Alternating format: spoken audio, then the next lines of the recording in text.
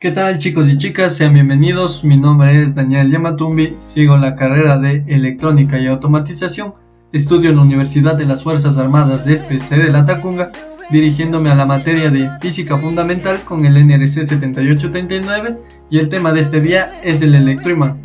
Como es habitual, ustedes ya saben, empezaremos con un pequeño resumen que nos dice que un electroimán es un dispositivo formado por un núcleo de hierro dulce en el que se ha arrollado en forma de bobina un hilo conductor recubierto de un material aislante tal como el seda o el barniz. En este caso, el dispositivo se comporta como un imán mientras circula corriente eléctrica por él y ya deja de comportarse como tal o como imán después de que ya no circula corriente eléctrica por la bobina. Una pequeña introducción nos dice que el electroimán fue desarrollado por el inglés William Sturgeon en 1823, el cual junto con otros personajes de la época lograron desarrollar varios adelantos en el campo de la electricidad en el siglo XIX. La función de un electroimán es justamente lo que señala su nombre mismo. Un electroimán es un imán que funciona como tal en medida de mientras pase corriente por su bobina.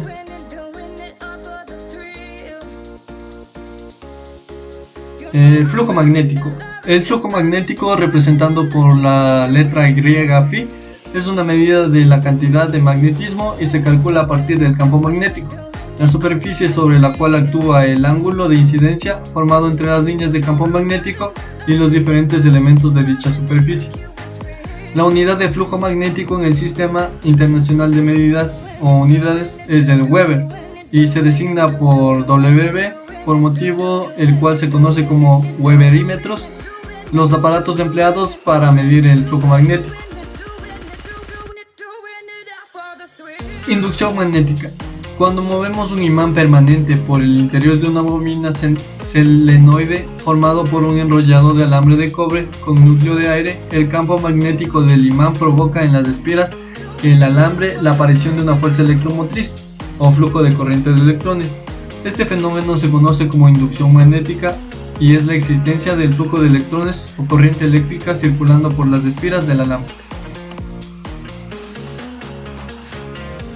Fuerza magnetomotriz. Bueno, la fuerza magnetomotriz o FMM, representada con el símbolo F, es aquella capaz de producir un flujo magnético entre los puntos de un circuito magnético. Es una de las variables usadas para describir un campo magnético. La fuerza magnetomotriz se puede entender de la manera análoga al voltaje eléctrico de la ley de Ohm. Esto está expresado en la ley de Hopkinson. Ley de Hopkinson. El potencial de magnético o fuerza magnetomotriz es la fuente que produce el flujo magnético en un circuito magnético.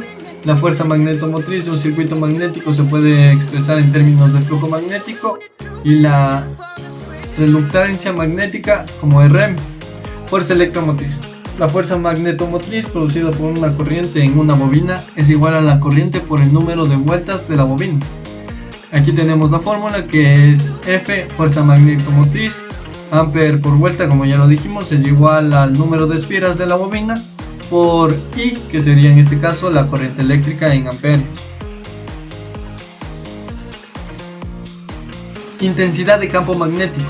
Los campos magnéticos generados por las corrientes que se calculan por la ley de Ohm o la ley de Biot-Savart se caracterizan por el campo magnético B medido en teslas, pero cuando los campos generados pasan a través de los materiales magnéticos que por sí mismos contribuyen con sus campos magnéticos internos, surgen ambigüedades sobre qué parte del campo provienen las corrientes externas y qué parte proporciona el material en sí, pero en sí la intensidad del campo magnético está dado para un medio en el que el vector intensidad del campo magnético es el cociente que resulta de la densidad del flujo magnético entre la permeabilidad magnética en el medio. Aquí tenemos la fórmula que es H igual a B sobre nu. En este caso H es la intensidad del campo magnético para un medio dado que se mide en amperios y B es la densidad del flujo magnético que se expresa en teslas y U o nu se conoce como permeabilidad del medio magnético y su unidad también es Tesla por metro sobre ampere. Bueno, ¿qué es un electroimán? Un electroimán se denomina a un dispositivo formado por un núcleo de hierro dulce, como ya lo dijimos, en el que se ha enrollado en forma de bobina con un hilo conductor recubierto de un material aislante.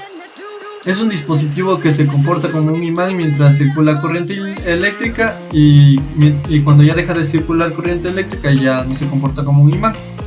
La función de un electroimán es justamente lo que señala su nombre.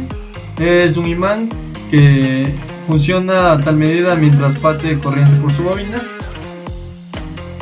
También vemos las partes de un electroimán, como ya lo hemos recalcado, es una bobina, que este componente es el encargado de generar y potenciar el magnetismo.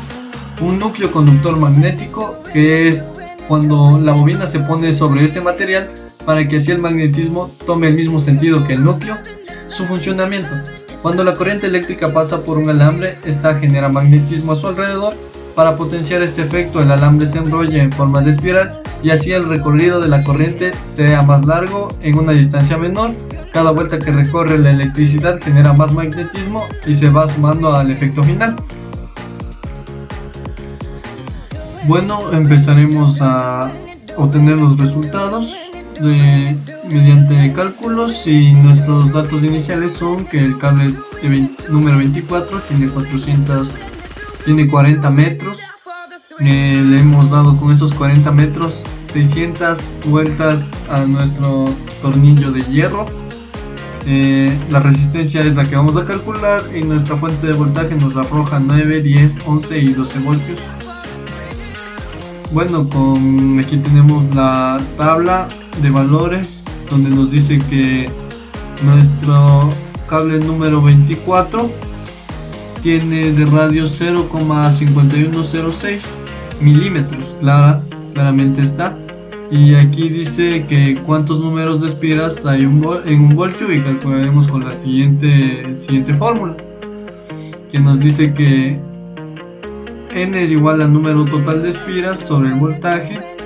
Y para calcular, primero empezamos con 9 voltios, que 600 espiras para 9 voltios nos dice que un voltio tiene 64,67 vueltas o espiras. Para 10 voltios nos dice que un voltio tiene 60 vueltas o espiras. Para 11 voltios nos dice que un voltio tiene 54,54 vueltas. Para 12 voltios nos dice que un voltio tiene 50 vueltas.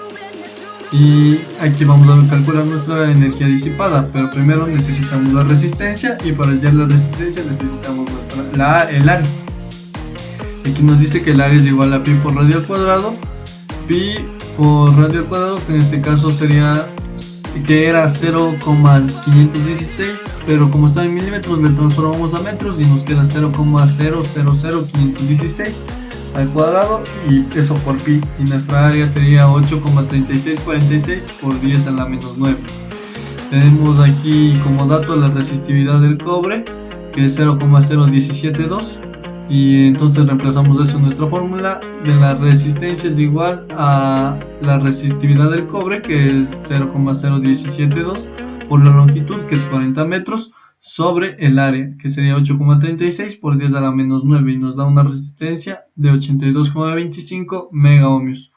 Para 9 voltios sacamos la energía disipada, que sería energía disipada es igual a voltaje al cuadrado por la resistencia por el tiempo. Energía es igual a 9 al cuadrado por la resistencia por el tiempo, que sería 10 segundos. En 10 segundos, ¿cuánta energía se nos disipa? Es decir, en calor o de alguna forma sería 64,62 nanojoules.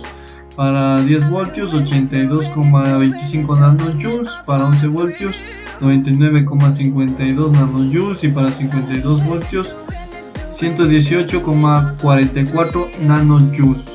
Bueno, aquí tenemos nuestra tabla de ensayo de resultados, nuestra fuente y nuestra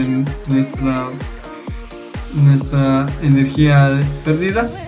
Aquí sería para 9 voltios, como ya lo dijimos, para 10 voltios, para 11 y su respectiva pérdida.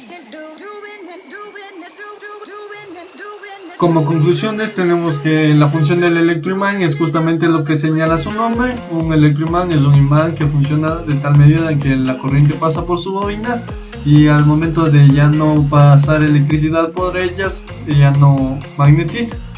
Y también el electroimán es una pieza fundamental de los motores eléctricos. Nosotros hemos tenido los objetivos de elaborar un electroimán con materiales sencillos como la fuera el alambre, una barra de hierro y una pila, o en este caso nuestra fuente de voltaje variable, y así podemos generar corriente para que funcione un imán, y esto se pudo llevar a cabo.